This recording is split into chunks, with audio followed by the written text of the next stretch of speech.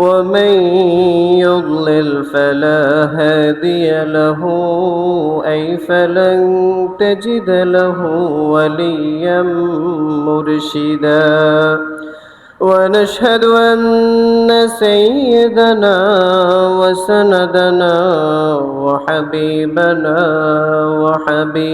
ربنا وطبيب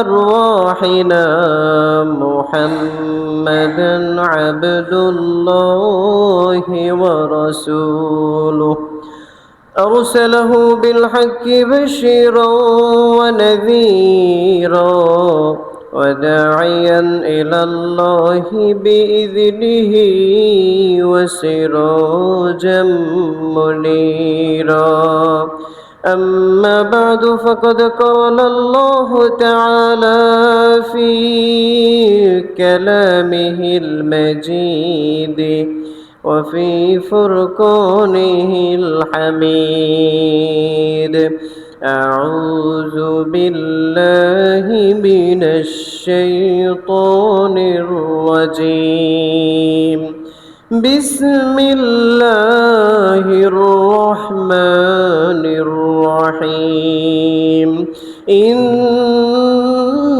الله وملائكته يصلون على النبي يا أيها الذين آمنوا صلوا عليه وسلموا تسليما اللهم صل على سيدنا مولانا محمد وعلى آل سيدنا مولانا محمد اللهم صل على سيدنا مولانا محمد وعلى آل سيدنا مولانا محمد আলহামদুলিল্লাহ শুকরিয়া আদায় করছি সেই রব্বুল আলামিনের দরবারে যিনি আমাদেরকে তার ঘরে আসার তৌফিক দিয়েছেন এজন্য সকলেই পড়ে নেই আলহামদুলিল্লাহ।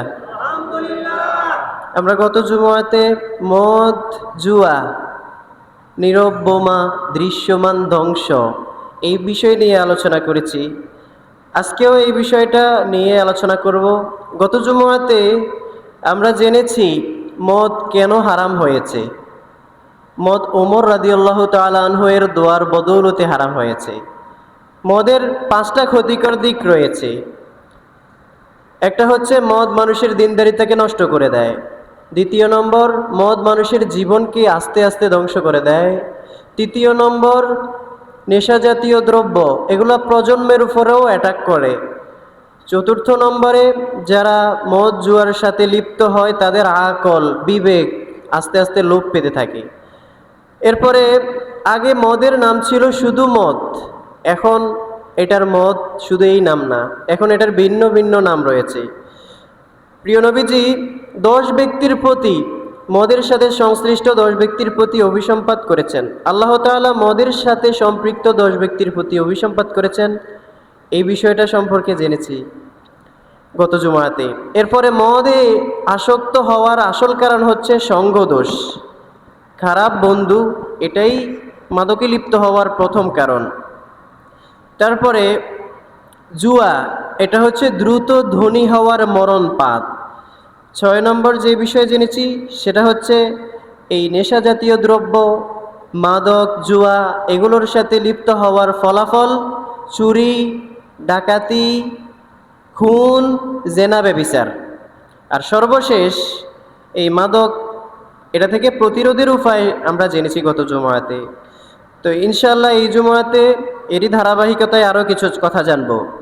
আল্লাহ তাআলা বলেছেন ফিহি ইসমুন কাবীর, মদের ব্যাপারে যখন জিজ্ঞেস করেছেন প্রিয় নবীজিকে, তখন আল্লাহ কোরআনের আয়াত নাজিল করেছেন। আল্লাহ বলেছেন এই মদের মধ্যে রয়েছে কবিরা গুনাহ, এতে রয়েছে বড় ধরনের গুনাহ।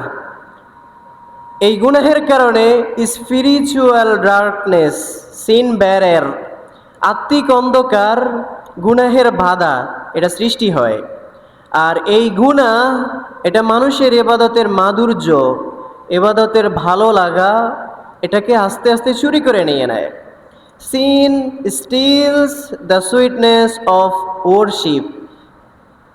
পাপ গুনাহ এটা ইবাদতের মিষ্টি, ইবাদতের মধু চুরি করে নিয়ে যায়। এই মাদক এবং নেশা জাতীয় দ্রব্যের সবচাইতে বড় ক্ষতি হচ্ছে এটা মানুষের হৃদয়কে কঠিন করে দেয়। মাদক মানুষের হৃদয়কে কঠিন করে দেয়, ঠিক কি না? বলেন তো দেখি। মাদক মানুষের হৃদয়কে কঠিন করে দেয়। ইদা কসাল কলবু জাফাতিল আইন, যখন মানুষের হৃদয়টা পাষাণ হয়ে যায়, কঠিন হয়ে যায়, তখন অশ্রু শুকিয়ে যায়, চোখ দিয়ে পানি পড়ে না। কোরআনের আলোচনা শুনলে তখন আর হৃদয় গলে না, ঈমান তাজা হয় না। কবরের কথা শুনলে ভয় সৃষ্টি হয় না। মায়ের চোখের কান্না, মায়ের অশ্রু তার হৃদয়কে নরম করে না। বাবার অসহায়তা তাকে একটুও বিগলিত করে না। এটা হচ্ছে হার্ট ক্রাইসিস। এই নেশা জাতীয় দ্রব্যের সাথে মানুষ লিপ্ত হওয়ার কারণে তার অন্তর এটা সংকীর্ণতায় চলে যায়। সে নামাজ ছেড়ে দেয়, ফজর ছাড়ে, জোহর ছাড়ে, আসর ছাড়ে, জুমাও ছেড়ে দেয়। নামাজ পড়তে বললে বলে আমার সময় নাই। কি বলে? সময় নাই। নামাজ পড়তে বললে কয় সময় নাই, কিন্তু বন্ধুদের সাথে আড্ডা দেওয়ার জন্য ঠিকই সময় আছে। অনেকে বলে সংসারে অশান্তি। অনেকে বলে, এই যে ছোট বাচ্চারা এদিকে চলে আসো, জাহিদ জাহিদ তারপরে রবিউল, সুমন এইদিকে চলে আসো, এ পাশে চলে আসো। অনেকে বলে সংসারে অশান্তি, সংসারে শান্তি নাই, কিন্তু নিজে নেশা করে। নিজে প্রতিদিন নিজের নেশার পিছনে সিগারেট, মাদক, জুয়া, দোকানের মধ্যে আড্ডা, এগুলোর পিছনে প্রতিদিন নিজে শত শত টাকা খরচ করে।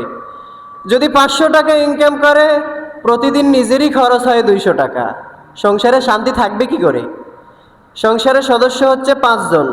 আপনি দোকানে যেই 200 টাকা বাড়তি খরচ করছেন, এই বাড়তি খরচ এটা আপনার বাড়তি। আবার ঘরে সবার সাথে একসাথেই তো খাবার খান, একসাথেই তো সবার যতটুকু খরচ ঘরের ভিতরে হয় আপনারও ততটুকু, আপনার ঘরের ভিতরেও বেশি। দোকানে এসে বাড়তি আরও খরচ করতেছেন। আপনার নিজের নেশার পিছনে অতিরিক্ত টাকা খরচ করছেন। আপনার ঘরে শান্তি থাকবে কি করে? ইনসাফ তো নাই। এরপরে অনেকে বলে যে ছেলে কথা শোনে না। ছেলে কথা শুনবে কি করে? অনেক বাবা ছেলেকে দিয়ে দোকান থেকে সিগারেট কিনিয়ে নিয়ে যায়, আছে না নাই? এই এলাকায় তো নাই, এই এলাকায়ও আছে। আল্লাহ আল্লাহ হেফাজত করুক।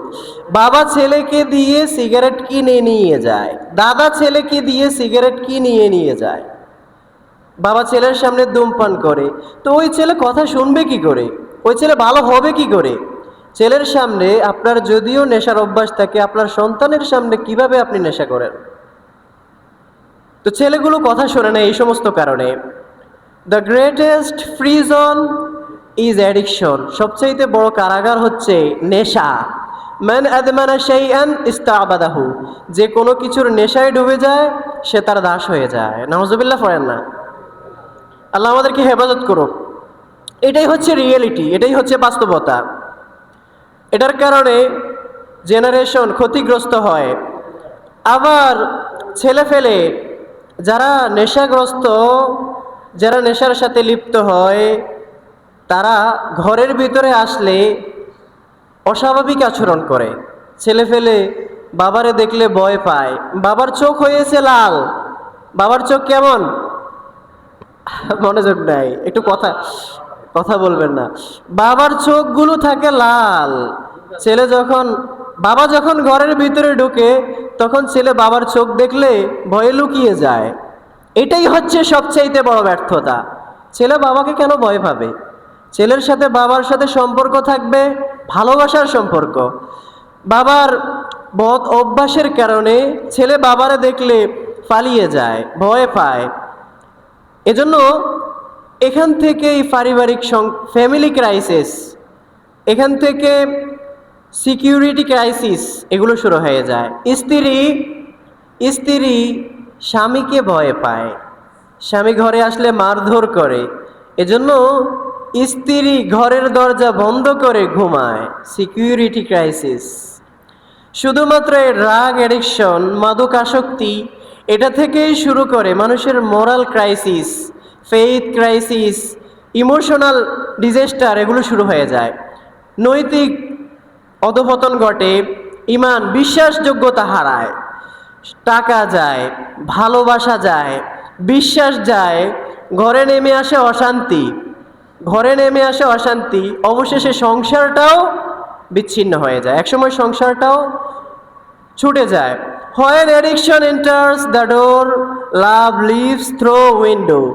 যখন নেশা, মাদকাসক্তি এগুলো দরজা দিয়ে ঢুকে, তখন ভালোবাসা জানালা দিয়ে বের হয়ে যায়। নাউজুবিল্লাহ পড়েন। আল্লাহ আমাদেরকে হেফাজত করুক। আজকে যুব সমাজ তারা বেশিরভাগ মাদকের দিকে চলে যাচ্ছে। তারা কেন মাদকাসক্তির দিকে বেশি যাচ্ছে? আমাদের যুব সমাজ কেন মাদকাসক্তির দিকে যাচ্ছে এটা সম্পর্কে আমরা জানবো। কারণ এই সমস্যাটা এটা শুধু সোশ্যাল ক্রাইসিস না, এটা হচ্ছে ফ্যামিলি ক্রাইসিস, এটা হচ্ছে ইন্টারন্যাশনাল ক্রাইসিস। এটা এখন আমাদের জাতীয় সংকীর্ণতা, জাতীয় বিপর্যয় হয়ে দাঁড়িয়েছে, পারিবারিক বিপর্যয় হয়ে দাঁড়িয়েছে। এজন্য যুব সমাজ যাতে সময় নষ্ট হওয়ার আগেই তারা ফিরে আসে। আনকিযু আবনাআকুম ক্বাবলা ফাওয়াতিল আওয়ান। সময় শেষ হওয়ার আগেই ছেলেফেলেদেরকে তাদের দিকে খেয়াল করেন, তাদেরকে ফিরিয়ে আনেন। ইযা ফাসাদাশ শাবাবু ফাসাদাল মুজতামিউ। যখন যুবকেরা নষ্ট হয়ে যায়, সমাজটাও নষ্ট হয়ে যায়, ঠিক না? যুবকেরা নষ্ট হয়ে গেছে তো সমাজটাও শেষ। যুবকেরা হচ্ছে সমাজের ভবিষ্যৎ। এই যুবকেরা মাদকের দিকে কেন যাচ্ছে? এটার অনেকগুলো কারণ রয়েছে। 1 নম্বর কারণ হচ্ছে বেকারত্ব। 1 নম্বর কারণ কি? যুবকেরা মাদকের দিকে যাচ্ছে, এটার 1 নম্বর কারণ হচ্ছে বেকারত্ব। 1 নম্বর কারণ কি? বেকারত্ব। যেই সমস্ত যুবকেরা বেকার, তারা ঘুম থেকে যখন ওঠে তখন দেখে কোনো কাজ নাই, কোনো দায়িত্ব নাই, কোনো স্বপ্ন নাই, কোনো লক্ষ্যও নাই। আছে শুধু ফ্রাস্ট্রেশন, আছে শুধু ডিপ্রেশন, আছে শুধু হতাশা, অবসাদ, মানসিক অবসাদ। তো an empty mind is the workshop of devil. একটা খালি মন এটা হচ্ছে শয়তানের কর্মশালা। খালি মন এটা হচ্ছে শয়তানের কারখানা। যে যুবকের কোনো কাজ নাই, বেকারত্ব, তার ওই মনের ভিতরেই এসে শয়তানে ঢুকে, শয়তান তাকে সবচেয়ে বেশি ক্ষতিগ্রস্ত করে ফেলে। দ্বিতীয় নম্বর হচ্ছে মোবাইল এবং খারাপ কন্টেন্ট, আছে না নাই? এটার কারণে ছেলেফেলেরা নেশায় জড়িয়ে যাচ্ছে। এখন শুধু মাদকাসক্তি না, এখন ডিজিটাল অ্যাডিকশন, ড্রাগ অ্যাডিকশন না, ডিজিটাল অ্যাডিকশন, মোবাইলে আসক্তি, এটা হচ্ছে ডিজিটাল অ্যাডিকশন। আগে ছেলেফেলেগুলো দোকানে আসতো চা খাওয়ার জন্য। কি খাওয়ার জন্য আসতো? এখন দোকানে আসে ওয়াইফাই কানেক্ট করার জন্য, ঠিকই না?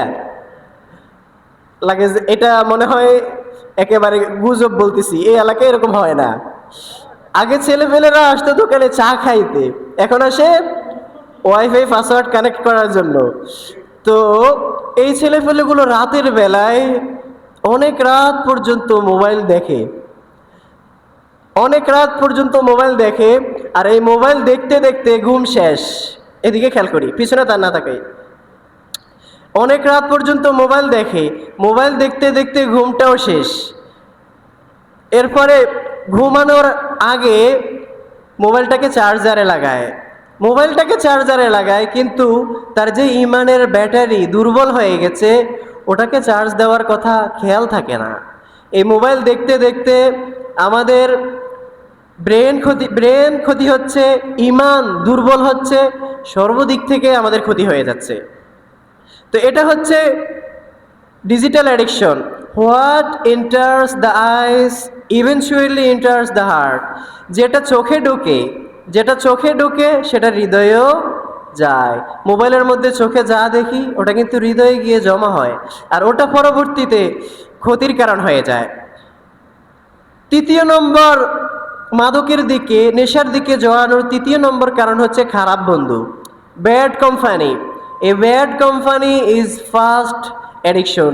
খারাপ সঙ্গী এটাই হচ্ছে প্রথম মাদক।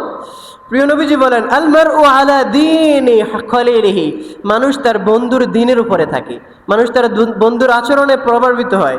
এ good friend brings you to Allah, একটা ভালো বন্ধু তোমাকে আল্লাহর দিকে নিয়ে যাবে, আর একটা খারাপ বন্ধু তোমাকে জাহান্নামের দিকে নিয়ে যাবে। এজন্য ছেলেফেলেরা তাদের বন্ধু কেমন হয় সেদিকে খেয়াল রাখতে হবে। 4 নম্বর হচ্ছে পারিবারিক অবহেলা। আচ্ছা, আপনারাই বলেন, সন্তানদেরকে পারিবারিকভাবে কেউ কি অবহেলা করে? কেউ কি অবহেলা করে? অবহেলা করে না, কিন্তু অবহেলা হয়। কেউই নিজের সন্তানকে অবহেলা করে না, কিন্তু অবহেলা হয়। যত মানুষ যত ধনী হয় তাদের সন্তান তত অমানুষ হয়। কথা ঠিক না? কথা ঠিক কি না? মানুষ যত বেশি ধনী হয় তাদের সন্তানেরা তত বেশি নষ্ট হয়ে যায়। এটার কারণ হচ্ছে, যারা বেশি ধনী হয় তারা টাকা পয়সার পিছনেই বেশি ছুটতে হয়, ওটার পিছনে ছুটতে ছুটতে নিজের সন্তানকে সময় দেওয়ার সময়টা থাকে না। ছেলেপেলেদেরকে টাকা দেয়, ওর যা লাগে তা দেয়, মা খাবার দেয়, কিন্তু সময়টাকে যথাযথভাবে দিতে পারে না। আপনার সন্তান আপনার উপঢৌকনের চাইতেও বেশি আপনার সময় চায়। আপনার সন্তান, children need your presence more than your presence. আপনার সন্তানের আপনার উপস্থিতির চাইতেও বেশি আপনার উপহারের চাইতেও বেশি উপস্থিতি প্রয়োজনীয়। তো যারা সন্তানদের সময় দিতে পারে না তাদের সন্তানেরা নষ্ট হয়ে যায়। Time is language of love. সময় এটা হচ্ছে ভালোবাসার ভাষা। এজন্য ছেলেফেলেদেরকে সময় দিন, ওদের সাথে বসুন, নামাজ পড়তে আসলে ওদেরকে নিয়ে আসুন, ওদের সাথে কোরআন তেলাওয়াত করুন। ওদের চাহিদা, ওদের কখন কি প্রয়োজন, ওরা কখন কোন দিকে যাচ্ছে, এদিকে খেয়াল রাখবেন। বিশেষ করে টিন এজ, 13, 14, 15 থেকে 19 পর্যন্ত, 13 থেকে 19, এই সময়টা হচ্ছে ডেঞ্জারাস ইয়ার। এটা হচ্ছে সবচেয়ে ভয়ঙ্কর সময়। এই সময়ে যদি সন্তানের দিকে খেয়াল না রাখতে পারেন, এরা কোন পথে, কোন খাতে, কোন দিকে গিয়ে নষ্ট হয়ে যাবে আপনি খেয়ালও করতে পারবেন না। এজন্য এই সময়টাতে সন্তানের দিকে খুব বেশি খেয়াল করতে হবে। এরপরে 5 নম্বর হচ্ছে ধর্মীয় শিক্ষার অভাব। ধর্মীয় শিক্ষার অভাব আমরা দেখি, মানুষ যারা আধুনিকতার পিছনে ছুটে বেশি সন্তানদেরকে স্বাবলম্বী বেশি করতে চায়, তারা অল্পতেই ছোট কালেই সন্তানদেরকে আধুনিক শিক্ষার দিকে ঝুঁকিয়ে দেয়। ক্লাস 1 থেকে অথবা শিশু থেকেই তারা স্কুলে পড়া শুরু করে দেয়, আধুনিক শিক্ষা শিখে, কিন্তু দ্বীনি শিক্ষা যেটা সেটা তারা শেখে না। আরে স্কুলের কথা বাদ দিই, আলিয়া মাদ্রাসায় পড়ে, ক্লাস 10-এ পড়ে ফলাফান ঠিক মতো কোরআন শরীফ পড়তে পারে না, আছে না নাই? আলিয়া, এটা তো মিথ্যা না, বাস্তব। আপনারা নিজেরা প্রয়োজনে ট্রাই করে দেখিয়েন, যাচাই করে দেখিয়েন। ক্লাস 10-এ পড়ে আলিয়া মাদ্রাসার ছাত্র, সেই রিডিং পড়তে পারে না, তাহলে স্কুলের ছেলে সে আরবি রিডিং, কোরআন রিডিং পড়বে কেমনে? এজন্য ছেলেফেলেদেরকে ছোটবেলাতেই ইবতিদায়ী লেভেল পর্যন্ত অন্তত নুরানি শিক্ষা, যেটা কোরআনের শিক্ষা, ওটা দেবেন। কোরআন যেখানে ঢোকে সেখানে এই সমস্ত পাপ সহজে বাসা বাঁধতে পারে না। এরপরে নামাজ, 6 নম্বর হচ্ছে নামাজ। ছেলেদেরকে নামাজের দিকে নিয়ে আসেন। আল্লাহ তো বলেছেন, ইন্নাস সালাতা তানহা আনিল ফাহশাই ওয়াল মুনকার। নামাজ মানুষদেরকে অশ্লীলতা এবং মন্দ কাজ থেকে দূরে সরিয়ে দেয়। প্রিয় নবীজি বলেন, মান তারাকাস সালাতা দাআত হায়াতা। যে ব্যক্তি নামাজ ছেড়ে দেয় তার জীবনটাই নষ্ট হয়ে যায়। নামাজ এটা হচ্ছে ডিভাইন প্রোটেকশন, এটা আল্লাহ প্রদত্ত সুরক্ষা। এজন্য নামাজের দিকে নিয়ে আসবেন। The road back to Allah begin with one warship. নামাজ এটাই একমাত্র মানুষদেরকে আল্লাহর দিকে ফিরিয়ে আনতে পারে। এজন্য ছেলেপেলেদেরকে নামাজের দিকে নিয়ে আসবেন, তাহলে আর ছেলেপেলেগুলো অন্তত এই নেশার দিকে খুব একটা বেশি ঝুঁকবে না। এরপরে কিভাবে কিভাবে ফিরিয়ে আনবো আমাদের এই ছেলেপেলেদেরকে? গত জুমাতেও এই পয়েন্টটা বলেছি, আজকেও একটু বলছি।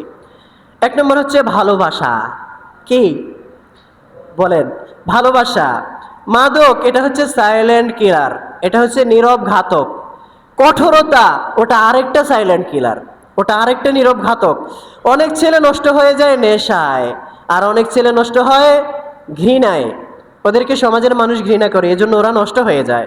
এজন্য ছেলেফেলেদের প্রতি কোমলতা দেখাবেন। আল্লাহ কোমলতার কথা বলেছেন। আল্লাহ বললেন, ফাবিমা রাহমাতিম মিনাল্লাহি লিনতা লাহুম ولو كنت فظا غليظ القلب لانفضوا من حولك فاعف عنهم واستغفر لهم وشاورهم في الأمر فإذا عزمت فتوكل على الله إن الله يحب المتوكلين। আল্লাহ বললেন, ও রাসূল, আপনার প্রতি আপনার রবের বড় রহমত রয়েছে, এজন্য আপনি কোমল হৃদয়ের অধিকারী। আপনি যদি পাষাণ হৃদয়ের অধিকারী হতেন, এই লোকেরা, এই সাহাবীরা আপনার কাছেও আসতো না, এরা আপনার থেকে দূরে সরে যেত। এজন্য এরা যে অন্যায় করেছে, যে গুনাহ করেছে, এই পাপের জন্য আপনি তাদেরকে ক্ষমা করে দেন, তাদের জন্য আল্লাহর কাছেও ক্ষমা চান। সুবহানাল্লাহ পড়েন। ছেলেপেলেরা মাদকাসক্তির দিকে ঝুঁকিয়ে যাচ্ছে, তারা অন্যায় করছে, এটা নিশ্চয়ই অন্যায়, এটা পাপ। এটার জন্য মনে মনে তাদেরকে ঘৃণা করতে পারেন, তবে এই ঘৃণা যাতে প্রকাশ না পায়, তাদেরকে ক্ষমা করে দেন, তাদের জন্য আল্লাহর কাছেও ক্ষমা চান, তাহলেই আল্লাহ তাদেরকে ফিরিয়ে দেবে। তাহলে প্রথম পয়েন্ট পেয়েছি, ভালোবাসা। লাভ can reach where anger can not. ভালোবাসা ওই জায়গায় পৌঁছতে পারে যেখানে রাগ পৌঁছাতে পারে না, এজন্য ভালোবাসা দিতে হবে। দ্বিতীয় নম্বর হচ্ছে মসজিদমুখী। ছেলেপেলেদেরকে মসজিদমুখী করতে হবে। One must can save A generation. একটা মসজিদে একটা প্রজন্মকে বাঁচাতে পারে। মসজিদে আসলে ছেলেপেলেদের হৃদয় জোয়া লাগবে, হৃদয় ভাঙবে না। হৃদয়কে মসজিদ জোয়া লাগাবে, ভাঙাবে না। এজন্য ছেলেপেলেরা যখন মসজিদে আসবে, অনেক ছেলে অনেক দিন পরে মসজিদে আসে। এদিকে খেয়াল করি, এই কিছু কথা বলি না, কথা বললে আলোচনা একেবারে হারিয়ে যায়, আর বলতেই পারি না। অনেক ছেলে পেলে অনেক দিন যাবৎ আড্ডা দেয়, মসজিদে আসে না, নামাজ পড়ে না, কিন্তু হঠাৎ করে একদিন তার হৃদয়ে কেন জানি একটা না দিয়েছে, সে মসজিদে আসতে। আর যখনই আসে তখন কিছু কিছু এলাকায়, এই এলাকার কথা বলছি না, অন্য অন্য জায়গায় যারা নিয়মিত মুসল্লি, তারা কিন্তু ওদের দিকে একটু টেরা চোখে তাকায়, আছে না নাই? টেরা চোখে তাকায়। অনেকে বলে আজকে সূরজ কোন দিক থেকে উঠেছে, আবার অনেকে বলে ভুলে মনে হয় চলে এসেছে, এভাবে কথা বলে। আর এই কথাগুলো যখন এই ছেলেপেলেগুলো শোনে, তখন তাদের আর মসজিদে আসতেই মন চায় না। একদিন আসছে, আবার পরবর্তীতে আর আসতে চায় না। এজন্য তাদের অতীতের অপরাধ দেখে তাদেরকে অপমান করবেন না, ওদের অতীতের অপরাধ দেখে ওদেরকে অপমান করবেন না। মান আহসানা ইলান নাসি মালাকা কলবুহু। যে ব্যক্তি কোনো মানুষের সাথে ভালো আচরণ করে, সে তার হৃদয় জয় করে নেয়। সুবহানাল্লাহ পড়েন। আমরা যাতে মানুষদের হৃদয়টাকে জয় করতে পারি, আল্লাহ তৌফিক দান করুক। এরপরে একটা কমন কোশ্চেন, 3 নম্বরে যে পয়েন্ট, সেটা হচ্ছে ইমাম এবং খতিব আমাদের সাথে ওদের সাথে একটু যাতে সুসম্পর্ক হয়, সেদিকে খেয়াল করবেন। একজন ইমাম, একজন খতিব, তিনি শুধু একজন ইমামই না, তিনি হচ্ছেন পরামর্শদাতা, তিনি হচ্ছেন ভাই, তিনি হচ্ছেন দোয়াকারী। এজন্য এই যুব সমাজ, এরা আমাদের জ্ঞান চায় না, ইমাম সাহেবের জ্ঞান এটাকে তারা অনুভব করে না, তারা ইমাম সাহেবের মমতা, ভালোবাসা, এটা বেশি চায়। ওদেরকে আমাদের কাছে আনবেন, আমাদের সাথে থাকতে থাকতে ওদের হৃদয়টা ইনশাআল্লাহ একদিন পরিবর্তন হবে। এরপরে একটা কমন কোশ্চেন, এটা সমাজের মধ্যে হয়ে থাকে, মানুষে বলে হুজুরেরা তো কত রকম ওয়াজ করে, মাদকের বিরুদ্ধে কত ওয়াজ হয়, কিন্তু মাদক তো পরিবর্তন হয় না, মাদক তো মানুষ ছাড়ে না, ঠিক না? এই প্রশ্ন করে কি করে না? অনেকে করে। এটার আসল কারণ হচ্ছে, 1 নম্বর কারণ হচ্ছে ডাক্তার প্রেসক্রিপশন দেয়, কিন্তু ডাক্তার কি ওষুধ সেবন করতে পারে? ওষুধ সেবন করবে রুগী। এখন রুগী যদি ওষুধ সেবন না করে তাহলে ডাক্তার কি করবে? মাদক যে সেবন করে সেই রুগী নাকি পুরো সমাজবাসী রুগী? বলেন, পুরো সমাজবাসী রোগী, পুরো রাষ্ট্র রোগী, সবাই রোগী, ইউনিয়ন পরিষদ মেম্বার চেয়ারম্যান সবাই রোগী। ইমাম সাহেব তার কথা, খতিব সাহেবের কথা মানুষের হৃদয়ে জাগায়, কিন্তু একটা জাগ্রত সমাজ এটা প্রজন্মকে বাঁচায়। এখন ইমাম সাহেব ভালো একটা আমরা ভালো কথাগুলো বলছি, কিন্তু সমাজবাসী নীরব, রাষ্ট্রের যে ইউনিয়ন পরিষদের চেয়ারম্যান মেম্বার তারা নীরব, দেশের আইন নীরব, তাহলে কিভাবে এই মাদক দূর হবে? আমরা দেখি যাদের ক্ষমতা রয়েছে, মাদককে প্রতিরোধ করার মতো ক্ষমতা রয়েছে, তারা দিনের বেলায় মাদকের বিরুদ্ধে বক্তৃতা দেয়, দিনের বেলায় তারা মাদকের বিরুদ্ধে স্লোগান দেয়, কিন্তু রাতের বেলায় নিজেরাই মাদকের সাথে লিপ্ত হয়। আছে না নাই? ওরা নিজেরাই মাদকের ব্যবসা করে। যারা মাদক সাপ্লাই করে, ড্রাগ ডিলার, তাদের সাথে তারা রাত্রিকালে টি মিটিং করে, দিনের বেলায় বক্তৃতা, রাত্রের বেলায় চুক্তি, দিনের বেলায় মোটিভেশন, রাতের বেলায় অ্যাডিকশন। তো ওরাই তো মাদককে বাঁচিয়ে রাখছে। উপর দিয়ে কথা বলে একরকম, ভিতরে দিয়ে আর একরকম। আল্লাহ বলছেন, আতা'মুরুনা আন-নাসা বিল বিররি ওয়া তানসাউনা আনফুসাকুম, তোমরা কি মানুষের সাথে ভালো ভালো কথা বলো অথচ নিজের কথাই বলে যাচ্ছ? তো ওই সমস্ত লোকেরাই তো মাদককে জীবিত করে রাখছে। একজন ইমাম কতটুকু কাজ করতে পারে? আর সব কথা কিন্তু, সব কাজ কিন্তু কথা দিয়ে হয় না। সব কাজ কি কথা দিয়ে হয়? যদি সব কাজ কথা দিয়েই হতো, আল্লাহ আইন দিতেন না।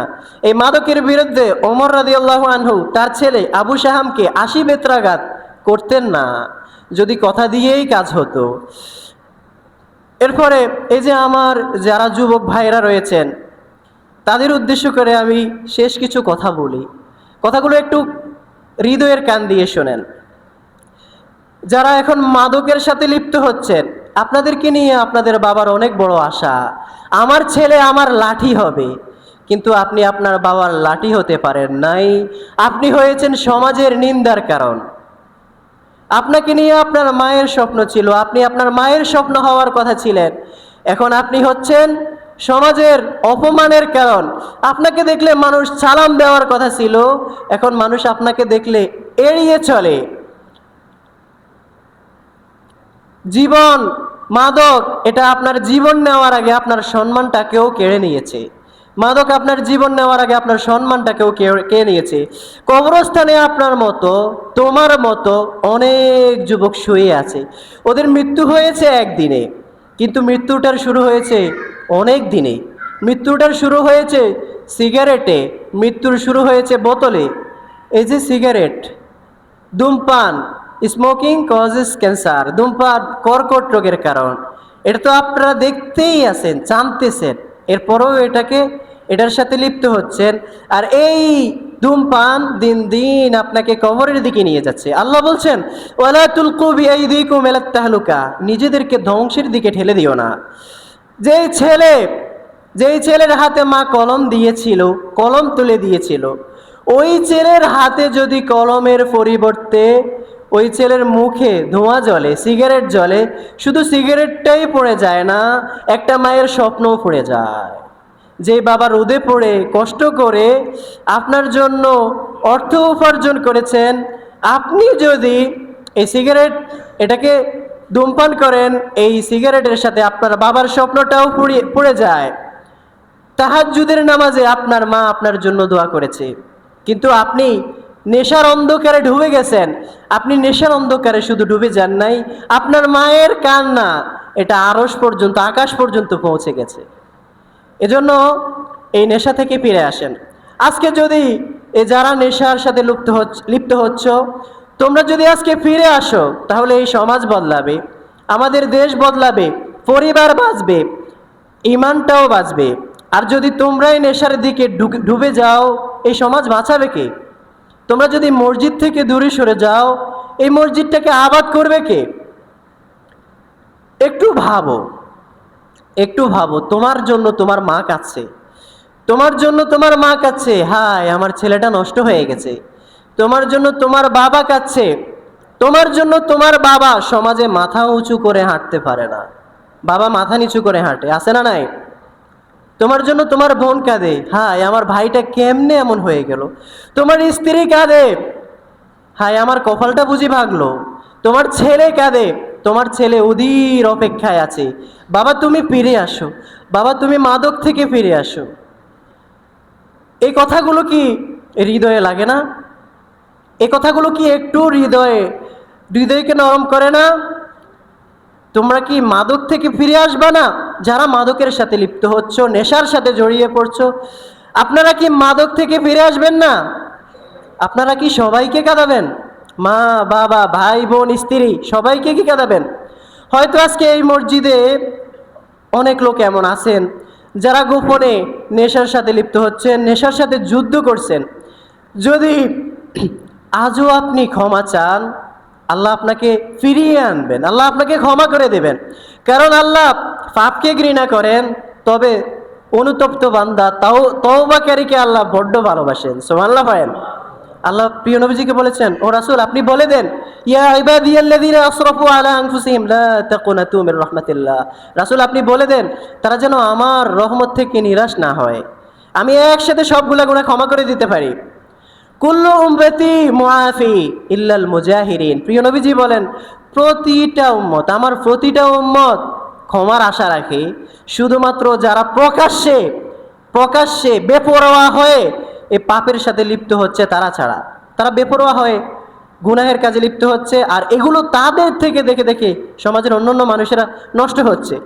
এজন্য প্রিয় নবীজি বলেছেন, আত্তাইবু মিনাজ যামবি কামান লা যামবালাহ। যে ব্যক্তি তওবা করে নেয় গুনাহ থেকে, সে এমনভাবে ফিরে আসে যেন তার কোনো পাপ নাই। এজন্য আমি সর্বশেষ কথাটা বলছি, সেটা হচ্ছে টিয়ার্স, একটু মনোযোগ দিয়ে শুনি। Tears of repentance can wash years of sin. Tears of repentance can wash years of sin. চোখের অশ্রু, তওবার অশ্রু, এটা বছরের পর বছরের গুনাহকেও মাফ করিয়ে দিতে পারে। সুবহানাল্লাহ পড়েন। চোখের অশ্রু এটা অনেক বছরের গুনাহকেও ধুয়ে মুছে দিতে পারে। আল্লাহ তাআলা যাতে আমাদের এই যুব সমাজেরা নেশা থেকে, মাদক থেকে, জুয়া থেকে ফিরে আসতে পারে, তাদেরকে তৌফিক দান করুক। সকলে পড়ি আমিন।